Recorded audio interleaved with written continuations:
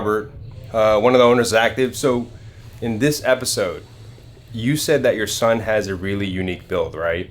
And it's a build that I think as we go on, when we see a wagon, especially in this generation, we tend to appreciate it more, especially since the new G80 wagon came out and we unfortunately can't get it in the United States. But Rob, what does your son have and what does he have you doing? Well, first off, he has a E36 wagon, but it's not just a regular wagon. It's a European model wagon, so it's a right-hand drive from England. And of course, you know, it's going to be an older car, so he pretty much restored the entire car. And then we decided also do an S54 swap in there. And along with that, we decided to put a Supercharger Prima Plus kit.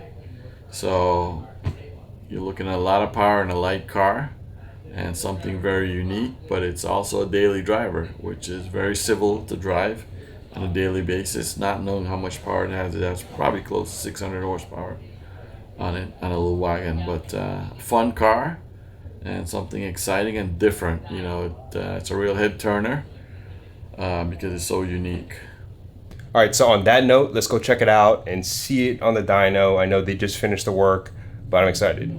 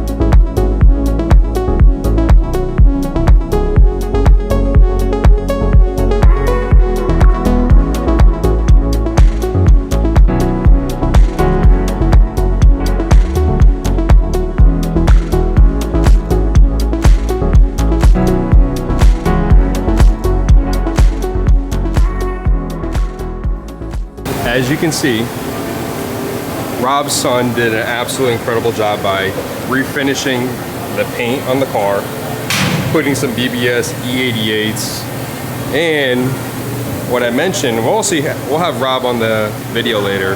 We'll talk about this unique swap. And also it's supercharged, so something that you don't see every day.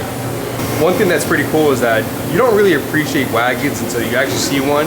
I know back in the day wagons weren't really as popular and it wasn't a cool factor, but now in 2023 and going into 2024, it's been such a cool factor. You got really unique old classes like this being built up. Then you also have the G80 wagon that unfortunately the United States here cannot get. But again, this is absolutely incredible. In a little bit, we're gonna get some numbers of what this car is making, and also we're gonna see how it sounds. And I think it sounds absolutely incredible because I heard it start off earlier, but I can tell you this is probably gonna push a lot of power.